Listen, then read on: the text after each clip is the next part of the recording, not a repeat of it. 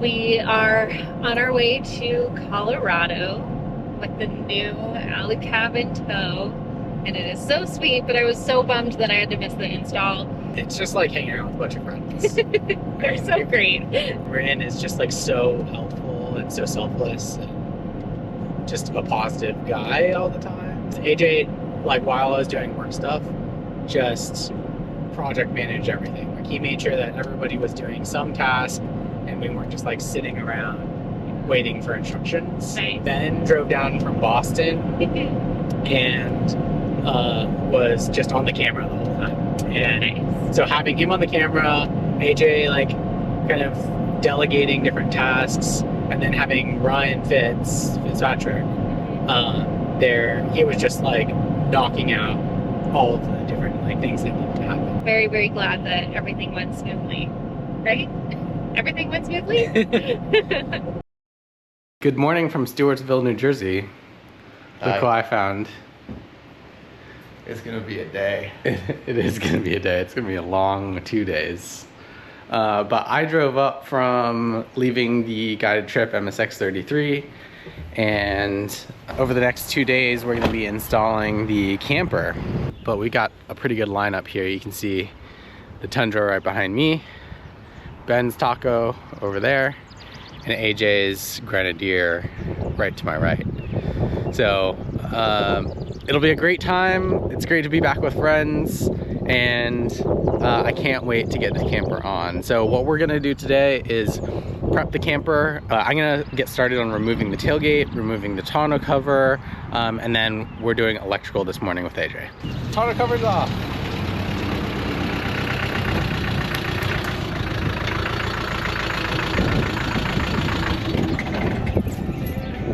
Good morning. Good morning, Ben. Trying to disconnect the rear view camera from this. I do plan on reusing the rear view camera, and we'll just put it in the little hole that you use to raise and lower the spare. I found out that was a pretty good place for when I had the Taco. And then we're gonna have an always on rear view camera mounted to the top of the camper. So we got the tailgate off and the tonneau cover mounting off, and AJ's still asleep and we want coffee. So we're gonna wake him up and see if he'll drive us to get coffee.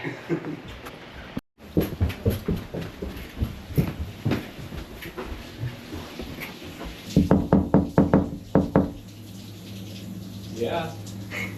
We want coffee. Black. Our plans were foiled. AJ was naked in the shower. We said, we want coffee. And he just said, black. So I guess that means we're gonna go get coffee. Ben's driving the Tundra. I feel like a man. There's so much V8 power in this thing. I just want to go full speed, send it.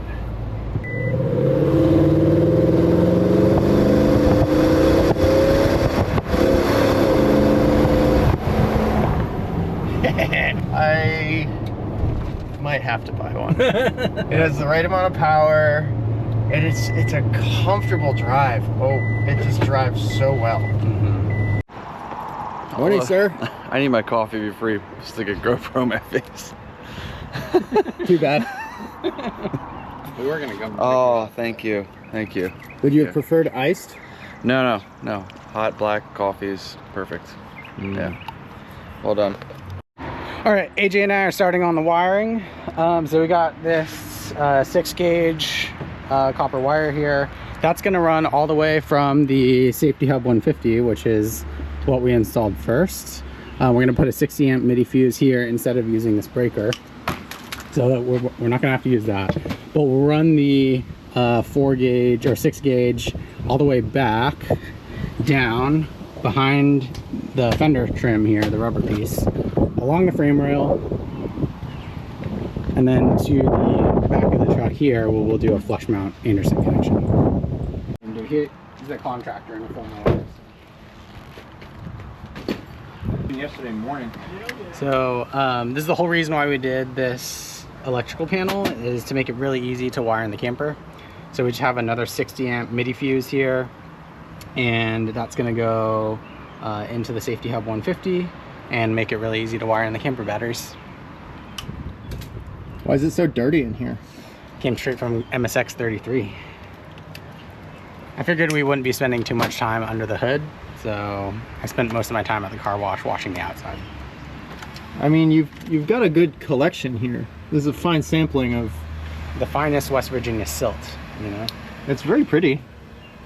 I just wanted everything to be the same color underneath the hood. Make it really easy to identify, you know, the different parts of the engine. I understand that. I get that. That much for the split? How much split do we got? Probably gonna need a little bit more than that. Yeah. What about there, you think? Yeah. Yeah.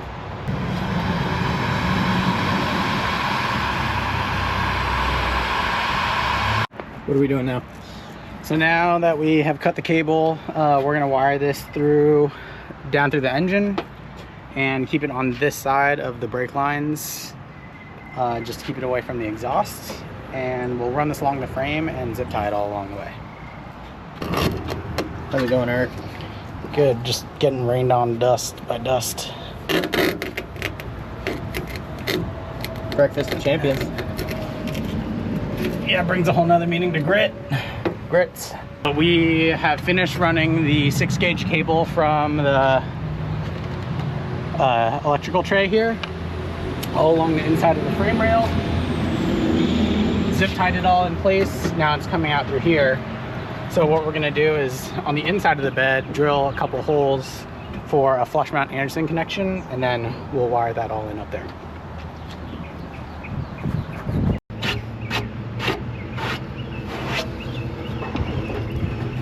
Perfect. Fitz and Ben just went to Lowe's to get some hardware to mount the batteries to the bulkhead of the truck. So we're basically going to bolt these together, these two brackets on either side. They took one of these brackets, but it'll be bolted together like that. And then we'll be mounting it in riv nuts to the bulkhead of the bed. We're trying to figure out where to put these giant flat batteries so that they're in a safe spot, but they're also mounted, you know, to the truck bed in an efficient way. I'm gonna go diving into the dumpster. Hopefully somebody left me something good for lunch. What do we need from the dumpster? A hope and a prayer and some cardboard. What do we need this cardboard for? Well, my wife kicked me out and I need to upgrade my living spaces, so renovation. Yeah, Eric needs, we're gonna make a template for lining up the batteries so we don't have to screw around and measure it and drill the wrong hole. AJ, what are you doing right now? So this is a mount that'll hold the fuse for the auxiliary battery before it goes to the actual red arc board, and also the shunt. And the mount typically goes on top of a battery, but we're going to flush mount it to the back so it's mounted out of the way securely. They are chunky. Yeah, they're big. We're going to use these OK ratchet straps, really nice. And we're just going to get this thing mounted up so that way it's nice and secure. Like I said, with the two 100 amp hours is a lot of weight, and we want to make sure it's secure to his bed and not rattling around at all. Cool. That one's done. This is exciting. It's okay. Eric, what are you doing? Opening up the biggest Christmas present I've ever gotten. On a scale of 1 to Barbara Streisand, how excited are you? Just call me Barbara, dude. Eric, what is all this stuff? These are all the accessories. So filler kit for the top of the ModCAP, and then water tank, awning bracket, spare tire mount, and all this needs to go on the truck before the end of tomorrow. Well, knowing that this is a completely different like manufacturing process and that it's 2 pieces this time around, I'm so curious how that actually all came together, because that's not something that I'm super familiar with. Yeah, it was cool. It came on a single pallet. And basically the lower part, the wind doors and the rear door, that was kind of flipped up on, like upside down on the pallet. And then the tent was underneath that. Oh, gotcha. And so then how was it actually put together on the truck? Like, how did you guys assemble that? Yeah, so we basically just started. The first day was like installing as much on the camper itself and putting it together before actually putting it on the truck. AJ is getting started on putting the Molly panel on the rear door and mounting the table. We're gonna mount the Deemer box and then the Overland Medic first aid kit. What's nice about the Alu-Cabins and now the Canopy Camper V2 or the ModCAP is they all have the slotted doors. So the best thing to do is when you're putting your camper together to bench build this, just like we're just doing on top of the tent actually. Put all your holes in all your screws in the slots and then run the nuts on the outside. It's super easy to get the Molly on, and the table's the exact same way. So we've got the ModCAP inside here. We decided to set it up inside because it might rain. But the nice thing is with the ModCAP, you have separate modular components. You have the tent portion that comes separately, and we can actually do all of our mounting of our solar components on the ground instead of on top of the camper, and then mount everything to the top of the ModCAP. We're gonna attach the solar mounts that go to the Alu-Cab load bars for the Red Arc solar. Well, for any really hard solar panel. It just mounts the solar panel like right dead smack in line with the load bars on the top of the roof. But it's super easy. You just drill 4 holes and it mounts just like that. I'm currently helping bolt down the load bars and preparing to mount the solar panel to the top of the topper, the Alu-Cab topper. The ModCAP sleep portion. Does it have a name for the upper half? What's the like code? The top. Eventually I had to put the tent on top of the ModCAP itself. And that was held in with like basically 54 bolts all around. Oh my gosh. Wow. And so you line up all the bolts, you put the rubber seal on, and then we did a thin bead of Sikaflex all the way around to just make sure it was like completely waterproof. I found that the best thing with Sikaflex is to spit in your hand and then you can tool it. Otherwise, don't waste your time. You gotta give it that hot tool. Get a hot tool, yeah, right. And then we basically used a forklift at OK to lower the tent portion onto the ModCAP itself. Gotcha. Why are we punching holes? Depending on the different bed length, you have a bunch of different punch outs under here, and depending on your bed length, the instructions will tell you what one to punch so that way you can bolt in your front spacers.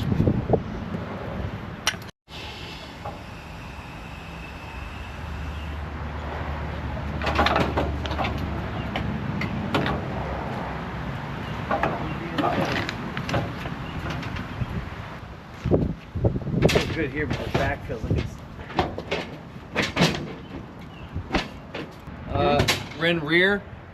rear corner on my side's hitting.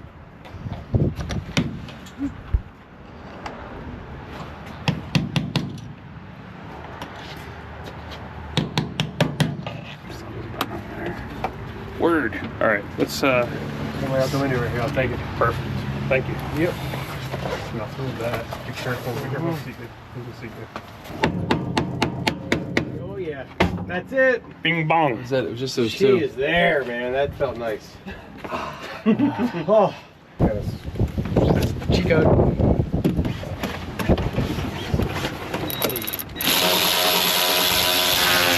We are all bolted down, so the tent is so exciting. Now secured to the ModCAP itself. So all of the bolts and the channels are all installed. The secondary fitment kit for the front is also installed.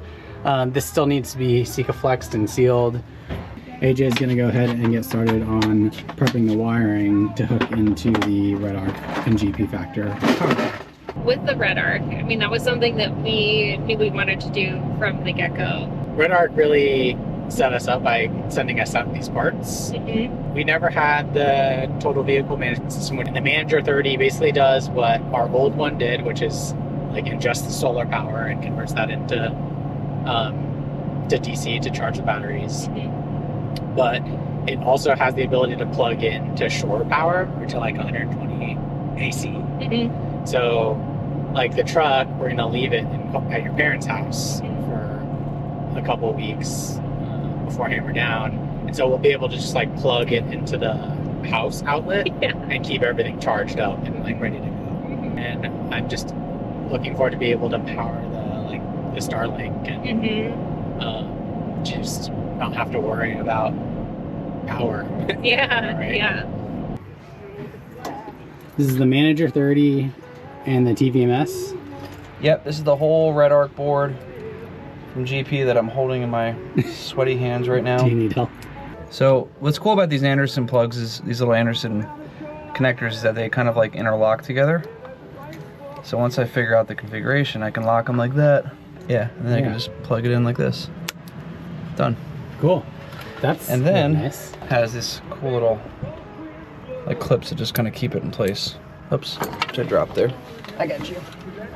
That locks all four of them together, or is that locked two at a time? Yeah, well, it'll lock them all because the other ones can't come off unless the other ones come off.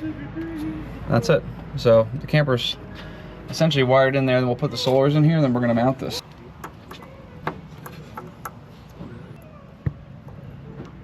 Come on. Perfect. The Red Arc and GEP Factor power board is installed. This is just running off of solar. You can see that it's turned on. The solar's all wired in. This is all going to get hooked up to the battery and the starter. This is probably one of the biggest upgrades that we planned. The fit kit's really important because without it, Doesn't fit. it doesn't fit. Shocking. It's a good thing they call it a fit kit. Yeah, so if you don't put a fit kit in, I mean, it will kind of fit. the camper will just sit, but it won't fit. That's why they didn't call it a sit kit. That's why they don't call it a sit kit. I really like the new fit kit. I'm a fan of that. It's like angled. It kind of looks like, you know, it wants to be a Kaya. Oh yeah, mini Kaya.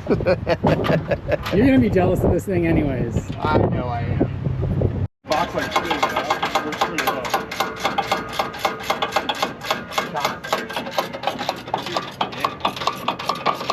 So by the first day, we basically had the electrical done, the electrical panel, the GP Factor and Red Arc electrical panel was installed, and then the tent was mounted to the ModCAP itself. And that's like basically where we left off. Gotcha. So then what was day 2? Day 2 was all about getting it on the truck and then installing all the accessories. So today we are installing a lot of the accessories on the camper. Yesterday we got the camper mostly assembled. Right now we're gonna get started on the water tank. This install is the most tedious because everything has to fit and line up perfectly, but they did make an enhancement where they're providing these these are carriage bolts. So before you had to like get back behind the mount with a wrench, and like no joke, I was on my last one on the canopy camper and dropped my wrench behind the water tank. So it's nice that now I don't have to like get behind the brackets to tighten all these in. All right, so we snugged all the plugs down. We're only gonna use one plug on the left side, on the driver's side, to run the water line. Eventually maybe we'll add a water pump to this plug, but the two on the back definitely get filled and plugged like this, so we don't have water dripping out the back of the tank.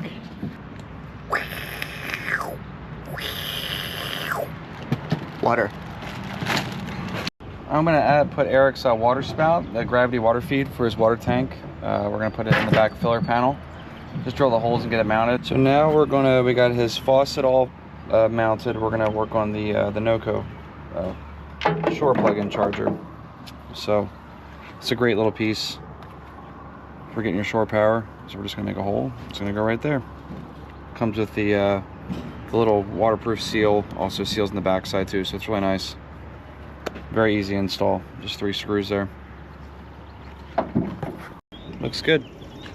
Sizing up the table slide underneath the front overhang of the cab so we can mark it out and drill it out. We're also gonna put a little bit of Sikaflex between the mount and the camper before we put it in, just to help dampen the rattle, because it will shake the rivets loose. Okay. Eric's drilling holes in his camper. Drilling Brand new holes. camper. Drilling holes in your brand new camper. Those holes are permanent. Yeah, that last one's the one we don't have. Permanent. Perfect. Okay.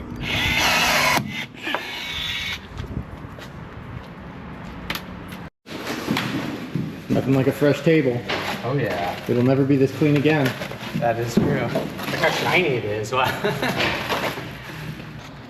Jason's calling me. Hey, what's up? How's Iceland? Pretty good, man. How's your build going? It's going pretty smooth. We're just doing all the details now. We're putting the awning and the shower cube on. We got to put the support brackets on the outside and the molly panels, and then just get it on the truck.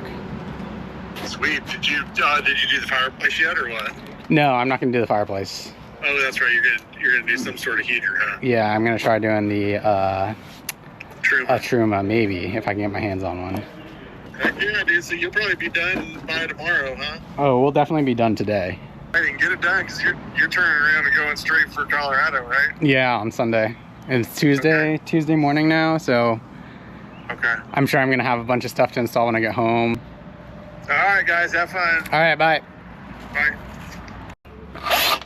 Pilot. Oh yeah. Why are we drilling more holes? Take me to the pilot. We're about to mount the shower cube bracket on the front face of the camper here.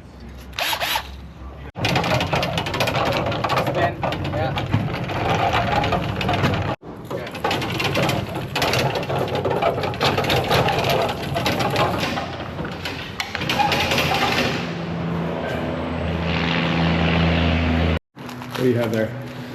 This is the 270-degree shadow awning mounting bracket and deflector.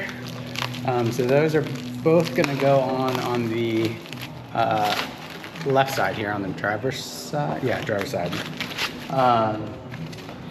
So the first thing we have to do, what's really nice is that they all come with mounting holes, so we don't actually have to like open the tent and drill new holes. That should all just like mount up perfectly right there. And then we'll get the awning on the camper before the camper goes on the truck, because having to do this like 7.5 feet up in the air is very, very difficult. The awnings are pretty heavy. But yeah, it's really coming together. Rin and AJ are Sikaflexing underneath the bedsides, and I think all we have to do is drill these gussets and the support brackets and get those riveted in, and then get the awning on, and then we're gonna mount this on the truck.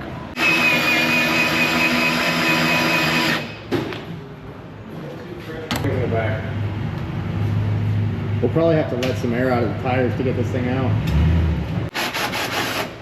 Let me drop this side down a little.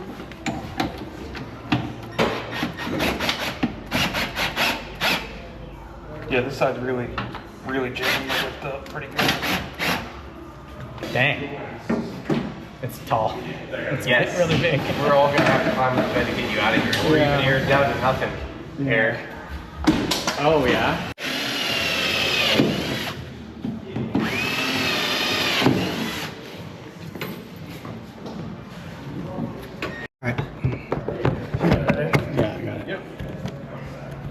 I am currently struggling to thread a nut into this slot so that we can mount all the molly panels on the back of the cab.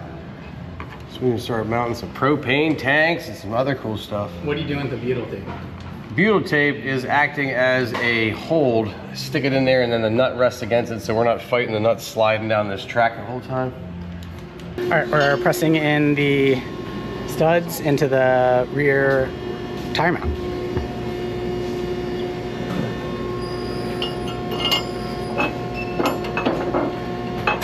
Sorry, bud.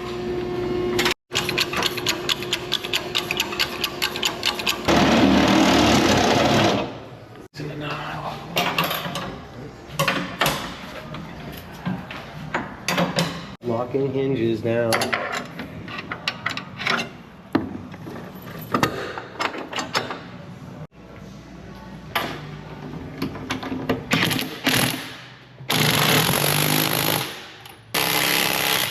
Sweet. Yeah, it's a tire. That's it. Perfect. Sweet. It's official.